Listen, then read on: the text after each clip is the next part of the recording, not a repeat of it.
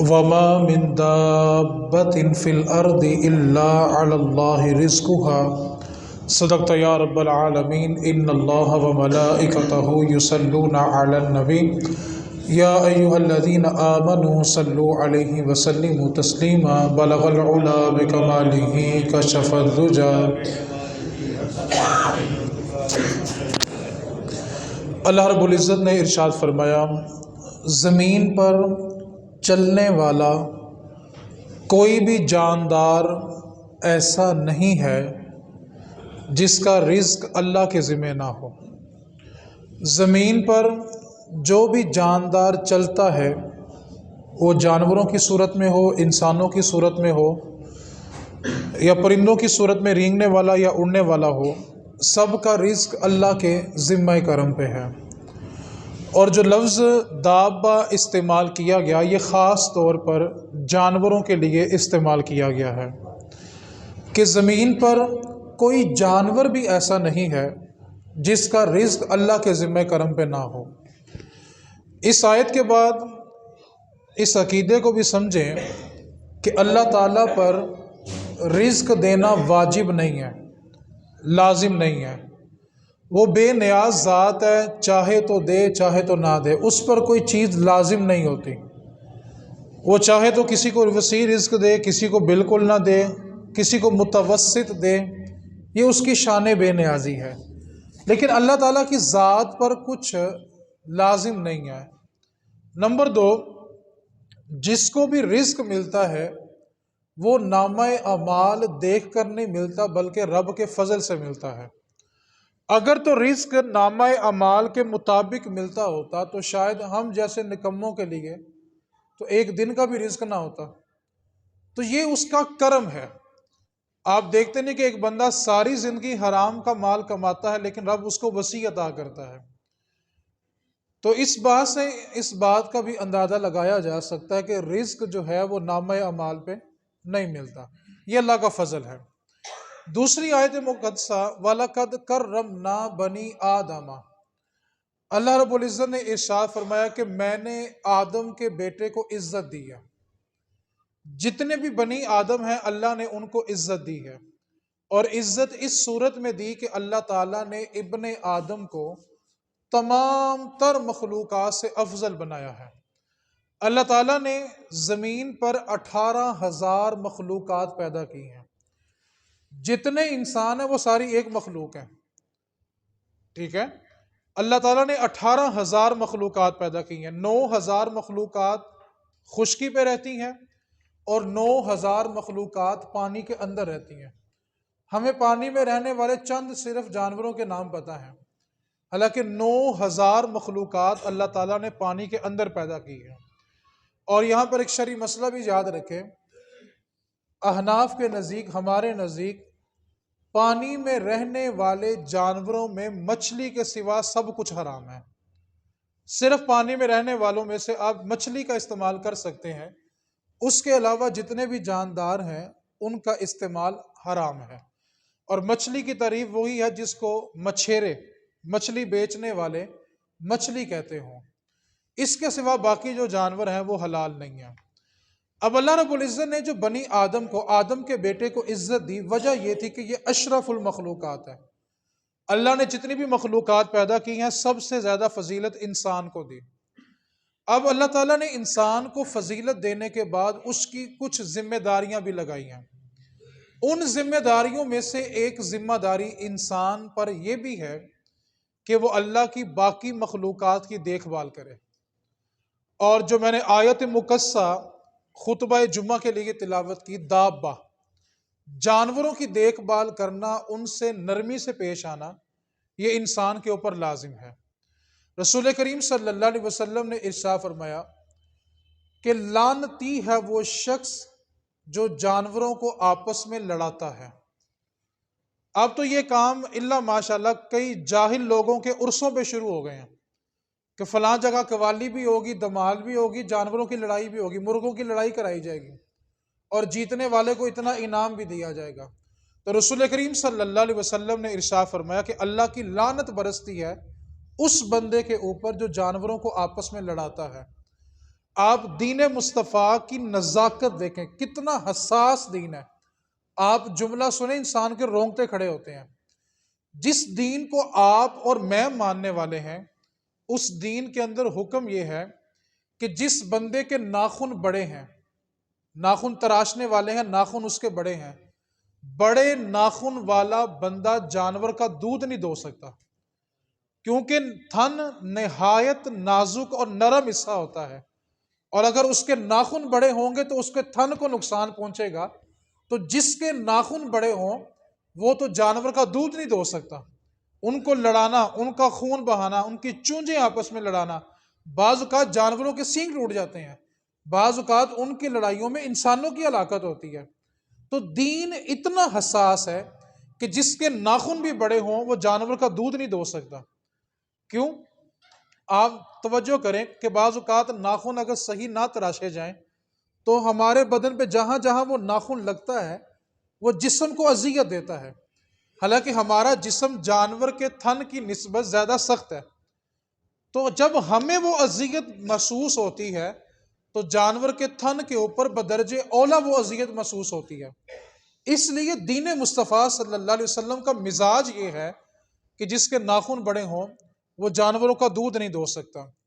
رسول کریم صلی اللہ علیہ وسلم ایک باغ کے اندر قضاء حاجت کے لیے، بول و براز کے لیے تشریف لے کے گئے۔ حضرت ابو دردہ نے اس روایت کو ذکر کیا ہے۔ آپ فرماتے ہیں جب حضور باغ میں داخل ہوئے تو حضور نے دیکھا کہ ایک اونٹ کو رسیوں سے باندھا ہوا ہے، اور اس نے حضور کو دیکھ کر رونا شروع کر دیا، کیونکہ بعض اوقات انسان بھی اتنا تھک جاتا ہے، وہ کسی کندھے کی تلاش میں ہوتا ہے، اور اگر دکھڑے سننے والا مل جائے تو دکھ سنانے کا مزہ بھی آتا ہے، اور جس کو دکھ سننے کے لیے حضور مل جائے، جس کے دکھڑے سننے کے لیے حضور خود تشریف لے آئے۔ اب حضور جب باغ میں داخل ہوئے تو اونٹ کو رسیوں سے بندھا ہوا دیکھا تو اس کی آنکھوں سے آنسو جاری ہو گئے۔ حضور اس کے پاس تشریف لے کے گئے، اس کی پشت پر حضور نے ہاتھ پھیرا، پھر حضور نے اپنا کان مبارک اس کے منہ کے قریب کیا، اور اس کی ہچکیوں میں، اس کے آنسوؤں میں اضافہ ہو گیا۔ جب حضور نے اس کی بات سن لی تو فرمایا تو انہیں پریشان نہیں ہونا، کیونکہ نبی جتنے بھی ہوتے ہیں ان کے معجزات میں ایک معجزہ یہ بھی ہوتا ہے کہ اللہ کا نبی اللہ تعالیٰ کی ہر مخلوق کی زبان سمجھ سکتا ہے۔ یہ نبیوں کے معجزے میں ایک معجزہ ہوتا ہے، یہ نبی کی خاصیات میں ایک خاصہ ہوتا ہے کہ نبی اللہ تعالیٰ کی ہر مخلوق کی زبان سمجھتا ہے۔ اب اس نے حضور سے کہا، کچھ شکایت کی، حضور نے کہا تو انہیں پریشان نہیں ہونا۔ نبی پاک صلی اللہ علیہ وسلم نے فرمایا کہ اس کے مالک کو بلایا جائے۔ جب وہ مالک حاضر ہوا تو نبی پاک صلی اللہ علیہ وسلم نے اس سے فرمایا کہ اونٹ تیری شکایت کر رہا ہے۔ پہلی شکایت تو یہ ہے کہ تو اس پر اس کی برداشت سے زیادہ بوجھ لاتا ہے، یہ تیری شکایت کر رہا ہے۔ دوسری بات، تو اس کے کھانے اور پینے کا خیال نہیں کرتا۔ تیسری شکایت یہ کی ہے کہ دھوپ بڑی سخت ہوتی ہے، مجھے چھاؤں میں نہیں باندھتا۔ رسول کریم صلی اللہ علیہ وسلم نے ارشاد فرمایا کہ اس کا خیال رکھ، اس نے جو شکایت مجھ سے کی ہے کل بروز معاشر یہ شکایت اللہ کی بارگاہ میں بھی ہوگی، اور تجھ سے اس کے بارے میں پوچھا جائے گا کہ بتا تو نے ایک بے زبان کا خیال کیوں نہیں کیا۔ آج لوگوں کو جانور پالنے کا شوق بڑا ہوتا ہے، دیکھ بھال کا شوق نہیں ہوتا۔ حضرت ابو دردہ اس حدیث کے بعد جب حضرت ابو دردہ کا آخری وقت آیا، آپ نے اپنے سارے رشتہ دار جمع کیے، ان سے باری باری معافی مانگی حقوق العباد کے لحاظ سے، اور آپ پھر خود اپنے بستر سے اٹھے اور اپنے اونٹ کے پاس گئے اور اپنے اونٹ سے کہنے لگے کہ دیکھ میرا آخری وقت ہے، اگر کبھی بھی میری وجہ سے تجھے اذیت ہوئی ہو تو ابو دردہ کو دنیا میں معاف کر دینا، حشر میں اس کا بوجھ نہیں اٹھایا جائے گا۔ تو بے زبان کو اذیت دینا، رسول کریم صلی اللہ علیہ وسلم نے ارشاد فرمایا کہ جانور کو جس مقصد کے لیے بنایا گیا ہے اس سے وہی کام لیا جائے۔ اب جانور سواری کے لیے ہوتے ہیں، کرسی کے لیے نہیں ہوتے۔ کرسی کا مطلب ہے کہ انسان اس کے اوپر بیٹھا رہے۔ جانور کی تخلیق کرسی کے لیے نہیں ہوئی، جانور کی تخلیق جو ہے وہ سواری کے لیے ہوئی ہے۔ دو صحابہ رستے کے اندر اپنے اپنے گھوڑوں پہ بیٹھے ہوئے تھے، ایسے آمنے سامنے گزر رہے تھے، تو گھوڑے پہ بیٹھے بیٹھے وہ آپس میں کلام کر رہے تھے۔ رسول کریم صلی اللہ علیہ وسلم ان کے قریب سے گزرے، فرمایا سنو، اللہ تعالیٰ نے جانوروں کو سواری کے لیے پیدا کیا ہے، کرسی بننے کے لیے پیدا نہیں کیا۔ جب تک تم نے سواری کرنی ہے اس کے اوپر بیٹھو، اور جب تم نے سواری نہیں کرنی تو اس سے نیچے اتر کے بات کیا کرو۔ اب اس حدیث کے بعد اس تناظر میں ایک مسئلہ سمجھنا چاہیے۔ جو لوگ فروٹ بیچتے ہیں، سبزیاں بیچتے ہیں، وہ صبح بیچارے گدھے کو باندھتے ہیں اور سارا دن اس کے اوپر بوجھ لاد کے رکھتے ہیں اور سارا دن اس کے اوپر بیٹھے رہتے ہیں۔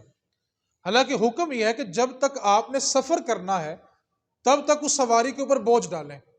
جب آپ نے کسی جگہ جا کے ٹھیلا لگا لیا ہے، اپنی سواری کو روک لیا ہے، اس جانور کو کھول لیں تاکہ وہ بیٹھ کے وہ بھی آرام کر سکے۔ وہ ایک بزرگ گزرے ہیں گجرانوالہ میں، وہ پرانے وقتوں کی بات ہے جب ہر جگہ پہ ٹانگے چلا کرتے تھے۔ اب تو ماشاءاللہ جدید زمانہ آ گیا، ابھی بھی چلتے ہیں۔ تو وہ جا کر ٹانگے پہ بیٹھے تو سواریاں ابھی کم تھی، تو انہوں نے وہ ٹانگے کے مالک سے کہا تو چلتا کیوں نہیں؟ تو کہنے لگا کہ سواریاں پوری ہوتی ہیں تو پھر چلتے ہیں۔ بزرگوں نے پھر کہا کہ تو جلدی کر، ہم نے کہیں پہنچنا ہے، تھوڑی دیر ہو رہی ہے، تو جلدی چل پڑ۔ کہنے لگا بابا جی سواریاں پوری ہوں گی تو چلیں گے۔ تو وہ جو بزرگ تھے نا، وہ تانگے سے نیچے اتر آئے۔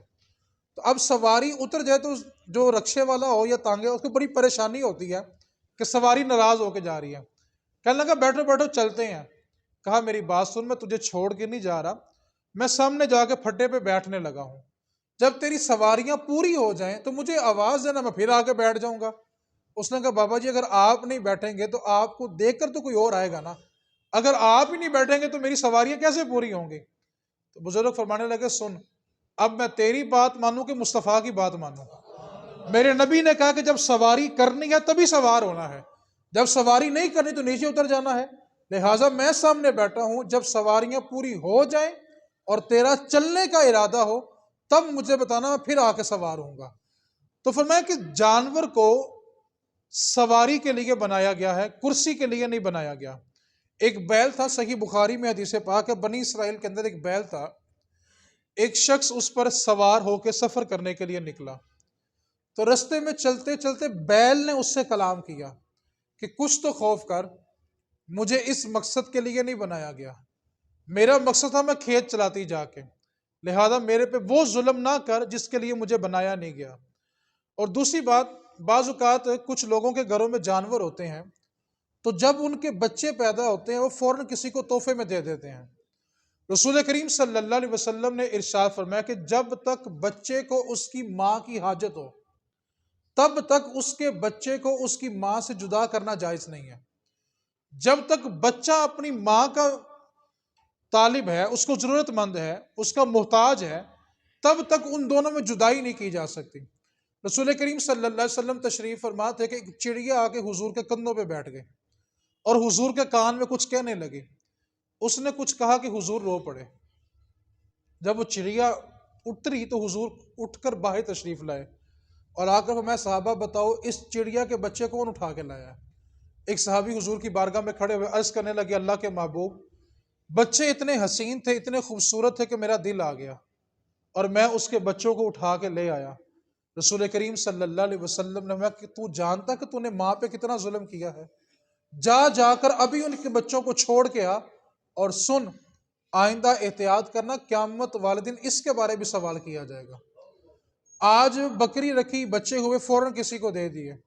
کوئی بھی جانور پالا اور جب وہ بچے دیتا ہے تو ہم فوراً بچوں کو ماں سے جدا کر دیتے ہیں۔ دین مصطفیٰ اس کی اجازت نہیں دیتا۔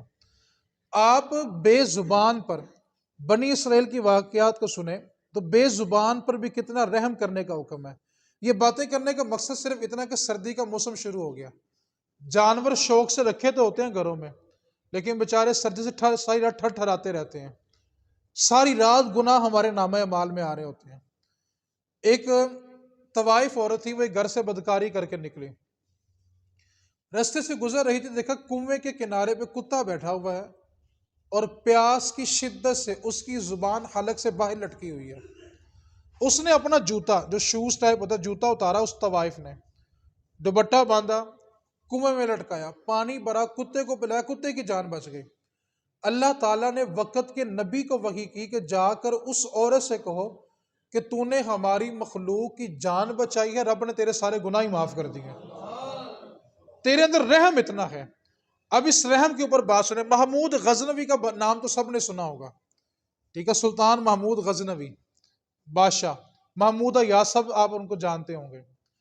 محمود غزنوی کے جو والد تھے ان کا نام تھا سبکتگین، ان کے والد کا نام تھا۔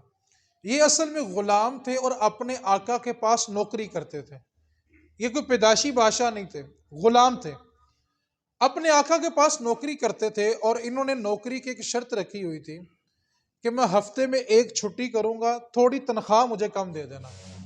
آقا نے اس شرط کو مانا ہوا تھا، تو آپ غلام تھے، نوکری کرتے تھے، اور وہ جو ایک چھٹی لیتے تھے وہ صرف اور صرف اس مقصد کے لیے ہوتی تھی کہ میں نے شکار کرنے جانا ہے۔ ضرورت کے لیے شکار کرنا جائز ہے، انسان کے پاس کھانے کے لیے کچھ نہیں، وہ شکار کرے، پرندہ جانور شکار کرے، اس کو کھائے، بالکل اجازت ہے۔ شوقیہ شکار کرنا یہ دین میں جائز نہیں ہے۔ اب تو اللہ ماشاءاللہ سرکاری طور پر لوگ ہمارے پاکستان میں شکار کرنے آتے ہیں، ٹھیک ہے، اور ان کو پروٹوکول دیے جا رہے ہیں، اور جو بالکل نایاب پرندے پاکستان کے اندر پائے جاتے ہیں وہ بطور تحفہ ان عربوں کو دیے جا رہے ہیں جو بالکل پہلے سے عیاش ہیں۔ اب شکار حاجت کے لیے ہو تو جائز ہے، شوق کے لیے ہو تو جائز نہیں ہے۔ اب سبکتگین جو تھے محمود غزنوی کے والد، انہوں نے چھٹی اس لیے لی تھی کہ میں نے شکار کرنا ہوتا ہے، اور یہ جو شکار کر کے جانور لاتے تھے یا پرندہ لاتے تھے، کہتے ہیں پورا ہفتہ ہمارے گھر میں اسی کا گوشت کھایا جاتا تھا۔ کہتے ہیں ایک دن میں شکار کرنے کے لیے چھٹی لے کے نکلا، عصر کا وقت ہوگا، کوئی شکار ہاتھ نہیں آیا۔ کہتے ہیں دل میں یہ دو خیال پیدا ہوئے، پہلا خیال تو یہ پیدا ہوا کہ آج چھٹی ضائع چلی گئی، شکار بھی نہیں ملا، چھٹی بھی کر لی۔ دوسری بات یہ تھی کہ رات کا وقت قریب ہے، اور اگر میں جنگل سے باہر نہ گیا تو کوئی موذی جانور آیا تو مجھے ہلاک کر دے گا۔ اب شام کا وقت قریب ہے۔ کہتے ہیں جیسے ہی میں نے جنگل سے نکلنے کا ارادہ کیا، اپنا گھوڑا میں نے گھمایا تو دیکھا سامنے ہرنی کا بچہ آ گیا، اور مجھے خوشی ہوئی کہ چلو جاتے جاتے شکار مل گیا۔ کہتے ہیں میں نے جلدی جلدی اس ہرنی کے بچے کو اٹھایا، اپنے گھوڑے پہ باندھا، اور گھوڑا دوڑاتا رہا، اور شہر میں آ کے سانس لیا، اور شدید گرمی کا موسم تھا۔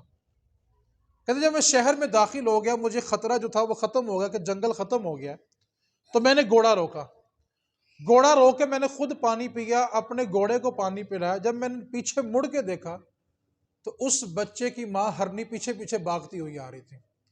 کہتے میرے پاس تو گھوڑا تھا، میں تو بڑی سپیڈ سے آیا، لیکن ہرنی گھوڑے کا مقابلہ کہاں کر سکتی ہے، اور ہرنی دوڑ دوڑ کر اس کی زبان حلق سے باہر لٹک رہی تھی، اور اس کی آنکھوں سے آنسو بھی بہہ رہے تھے۔ کہتے ہیں میرے دل میں یہ شوق پیدا ہوا، چلو آج ایک کے ساتھ ایک فری مل گیا ہے، شکار کرنے تو ایک جانور کا گیا تھا، دو مل گئے، چلو 2 ہفتوں کا گزارا ہو جائے گا۔ کہتے ہیں جیسے ہی میرے دل سے یہ خیال گزرا، ساتھ دوسرا خیال یہ بھی ہے سبکتگین، تو ایک ماں سے ایک بچے کو جدا کر رہا ہے، ایسا نہ کر، اس ماں پہ اتنا ظلم نہ کر جس نے 1.5-2 گھنٹے تیرے پیچھے دوڑ لگائی ہے اور جنگل سے باہر تک اپنے بچے کے پیچھے بھاگ کر آئی ہے، تو اس کے بچے کو اس سے جدا کرنا چاہتا ہے، لہٰذا اس کی ماں پر یہ ظلم نہ کر۔ کہتے جیسے کہ میرے دل سے یہ خیال گزرا، میں نے فوراً اپنے گھوڑے سے ہرنی کا بچہ کھولا۔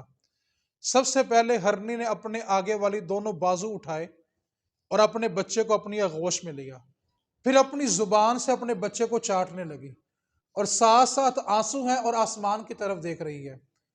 کہتے ہیں ساری زندگی کسی عمل سے اتنا سکون نہیں ملا تھا جتنا سکون اس عمل سے ملا۔ کہتے ہیں میں گھر آ گیا، گھر آیا، میں سویا تو نصیب جاگے، اور نصیب کیسے جاگے کہ خواب کے اندر مدینے والے رسول خود تشریف لے کے آئے، آ کر فرمایا سبکتگین تجھ سے کچھ پوچھنا ہے۔ کہتے میں نے عرض کیا کہ حکم کرے، مجھ سے کیا پوچھنا ہے؟ میرے مصطفیٰ کریم صلی اللہ علیہ وسلم فرمانے لگے سبکتگین بتا، اگر ہم تجھے ملک کی بادشاہی دیں تو اپنی عوام کے ساتھ اسی طرح کا رحم کرے گا کہ نہیں کرے گا؟ کہا عرض کی آقا میں تو غلام ہوں اور میں غلامی کرتا ہوں، میرا بادشاہ سے کیا واسطہ ہے؟ تو رسول کریم صلی اللہ علیہ وسلم نے کہا سبکتگین سن، تو نے آج ایک بے زبان پر ایسا رحم کیا ہے کہ اللہ کو یہ ادا اتنی پسند آئی ہے کہ اللہ نے تمہیں بادشاہ بنانے کا فیصلہ فرما لیا۔ بادشاہ دی، پھر ان کی نسل سے محمود غزنوی بادشاہ پیدا ہوئے۔ تو بے رحم جو ہوتا ہے نا، بے زبان جانور، اور اس کے اوپر بندہ رحم نہ کرے تو اصل میں وہ اپنے نصیبوں کا بیڑا غرق کر رہا ہوتا ہے۔ امام احمد بن حنبل فرماتے ہیں کہ مجھے شوق پیدا ہوا کہ فلاں شہر میں ما وراء النہر ایک محدث ہیں جو حدیث بیان کرتے ہیں، اور ان کے پاس رسول کریم کی بہت ساری احادیث ہیں. تو مجھے شوق یہ پیدا ہوا کہ میں نے ان سے کوئی حدیث سننے کے لیے جانا ہے. کہتے میں نے بڑا طویل سفر کیا، اور جب میں ان محدث صاحب کے پاس پہنچا جو حدیث کو بیان کرتے تھے، کیونکہ اس دور میں کتابیں تو اتنی ہوتی نہیں تھیں، علم سینہ بسینہ چلتا تھا. کہتے میں وہاں پہنچا تو میں نے دیکھا کہ اتنے بڑے محدث، اتنے بڑے حدیث کے امام وہ بیٹھے ہیں، اپنے پاس کتا بٹھایا، اس کو کھانا کھلا رہے ہیں، اور میری طرف توجہ نہیں کی. کہتے میں کھڑا رہا، وہ کتے کو کھانا کھلانے میں مصروف رہے. جب کتے کو کھانا کھلا کر فارغ ہو گئے، اور میرا مقصد یہ تھا کہ جاؤں گا، شرف ملاقات حاصل کروں گا، حدیث سنوں گا، واپس آ جاؤں گا. کہتے جب میں وہ کھانا کھلا کے فارغ ہوئے تو میری طرف دیکھا تو کہنے لگے یہ کتا میرے شہر کا نہیں ہے، یہ کتا میرے شہر کا، میرے شہر میں زیادہ کتے نہیں پائے جاتے، یہ دوسرے شہر سے آیا ہے، اور میں کھانا اس کو اس لیے خود کھلا رہا تھا کہ رسول کریم صلی اللہ علیہ وسلم کی حدیث ہے. امام احمد بن حنبل کیا لینے گئے تھے؟ حدیث سننے. تو کیا فرمانے لگے؟ رسول کریم صلی اللہ علیہ وسلم کی حدیث ہے. جو شخص کسی شخص سے امید لگا کر اس کے پاس گیا کسی بھی کام کے لیے، اور وہ سامنے والا اس کام کو کرنے پر قدرت رکھتا ہو، اس کے باوجود اس کی امید پوری نہ کرے، تو محبوب کریم صلی اللہ علیہ وسلم نے ارشاد فرمایا قیامت والے دن اس بندے کو جس نے امید پوری نہیں کی تھی، اپنے رب سے بڑی امیدیں ہوں گی، رب اس کی کسی امید کو پورا نہیں کرے گا. کہ دنیا میں تیرے پاس میرا بندہ چل کے آیا تھا، اور تیرے پاس قدرت تھی کہ تو اس کی امید کو پورا کرتا، قدرت ہونے کے باوجود جب تم نے اس کی امید کو پورا نہیں کیا، تو آج تیرا رب بھی تیری امیدوں کو پورا نہیں کرے گا. جب یہ حدیث سنا دی نا تو فرمانے لگے سنو، یہ کتا میرے شہر کا نہیں تھا، دوسرے شہر کا تھا، لیکن اس کو پتہ تھا کہ اس کو کھانا میرے گھر سے ملے گا، اور یہ امید لگا کے آیا تھا. تو میں نے اس کتے کی امید کو اس لیے نہیں توڑا کہیں ایسا نہ ہو کہ میں اس کی امید توڑوں اور حدیث پر عمل نہ ہو سکے، تو کہیں قیامت والے دن میں اپنی امیدوں سے محروم نہ رہ جاؤں. بتاؤ احمد بن حنبل کس غرض سے آئے ہو؟ کہنے لگے استاد جس غرض سے آیا تھا حدیث کو سن بھی لیا ہے، اور علم بھی ہو گیا کہ حدیث پر عمل کیسے کرتے ہیں. خالی علم بیان نہیں کیا جاتا، اس پہ عمل بھی کیا جاتا ہے. آخر میں جس بات کی طرف میں اشارہ کرنا چاہتا ہوں وہ یہ ہے، جو فاسق پرندے یا جانور ہوں، چیر پھاڑ کرنے والے درندے ہوں، ان کو پالنا شریعت میں جائز نہیں ہے. ٹھیک ہے، سب سے زیادہ سوال کتے کے بارے میں ہوتا ہے. کتا جانوروں کی یا گھر کی رکھوالی کے لیے گھر سے باہر باندھنا جائز ہے. ٹھیک ہے، شوقیہ طور پر کتا پالنا یہ جائز نہیں ہے. اس کا لعاب کپڑوں کو لگے، کپڑے نہ پاک، نماز پڑھنے کو جی نہیں چاہے گا. آپ تجربے سے یہ ہسٹری اٹھا کے دیکھ لیں، جس گھر میں کتا ہوگا وہاں کے لوگ بے نمازی نہیں ہوں گے، بے نمازی ہوں گے. کیوں؟ کپڑے پاک رہتے ہی نہیں ہیں، وہ بار بار اس کو گود میں لے کے بیٹھے ہوتے ہیں. آخری بات جو میں نے کرنی ہے وہ یہ ہے کہ ہم جو گوشت چیل اور کووں کو ڈالتے ہیں، یہ فاسق پرندے ہیں، ان کو پالنے کا حکم نہیں ہے. اللہ تعالیٰ کی مخلوق ہے، ان کا رزق اللہ کے ذمہ ہے. جو میں نے قرآن کی آیت پڑھی کہ زمین پہ چلنے والا ایک جاندار بھی ایسا نہیں ہے جس کا رزق اللہ کے ذمہ کرم پہ نہ ہو. اب جو عاملین کہتے ہیں جی گوشت آپ پرندوں کو ڈال دیں، چیل کو ڈال دیں، کووں کو ڈال دیں، مصیبتیں دور ہو جائیں گی. انسان تھوڑی سی اپنے حواس اور عقل کو استعمال کرے. چیل گوشت کھائے گی تو کرم ہوگا. انسان بیچارے بھوکے مر رہے ہیں، محلے میں کرایہ دار رہتے ہیں، اس کے بچے بیچارے رات کو آدھی روٹی کھا کے سوتے ہیں. انسان بھوکے مر رہے ہیں اور یہاں درندوں کو پالا جا رہا ہے. تو ان کو پالنے کا حکم نہیں ہے. اس واسطے اگر دعا لینی ہے تو کسی مسکین کے سر پہ ہاتھ رکھے، انسانوں کی خدمت کرے. انسان بیچارے بھوکے مارے. اب تو اللہ ماشاءاللہ، میں اشارہ اپنی طرف کر لوں، ہم اتنے گئے گزرے ہو گئے ہیں کہ ہم اپنے صدقے وار کے نہ جا کے مردوں کے سرانے پھینک آتے ہیں. جو بیچارے پہلے ہی مردہ ہیں، اپنے صدقے بھی جا کر ان پہ پھینک آتے ہیں. ہم لوگ قبرستان میں جا کہیں گوشت پڑا ہے، کہیں سری پڑی ہے، کہیں انڈے پڑے ہوئے ہیں. رسول کریم اپنے گھر میں داخل ہوئے، روٹی کا چھوٹا سا ٹکڑا زمین پہ گرا ہوا نظر آ گیا. حضور نے وہ روٹی کا ٹکڑا اٹھایا، فرمایا عائشہ رزق کی قدر کر لو، جب اللہ کسی قوم سے رزق چھین لیتا ہے پھر اس کو واپس نہیں کرتا۔ آپ تصور کریں جو رزق ہم نے سرے بازار، سڑک پہ، قبرستان میں پھینک دیا، جب کتے اس کو اپنے پاؤں کے نیچے رونتے ہوں گے، پھینکنے والے کے جن تو نکل گئے ہوں گے نا، پھر تو مصیبتیں ختم ہو گئی ہوں گی۔ اللہ کے پاکیزہ رزق کی اتنی بے قدری، اور تصور یہ کہ ہمارے سارے صدقے اتر گئے ہیں، سارے جنات نکل گئے ہیں۔ میرا خیال جو پہلے کم تھے وہ زیادہ ہو گئے ہوں گے۔ انسان بیچارے بھوکے مر رہے ہیں، ان کی خدمت کریں، ان کو کھانا کھلائیں۔ جانداروں کو پالنے کے ذمہ کرم اللہ تعالیٰ کا ہے، اس واسطے اپنے گھر میں بے زبانوں کا بھی خیال کریں۔ اللہ کریم ہم سب کو عمل کی توفیق عطا فرمائے۔ وما علینا الا البلاغ۔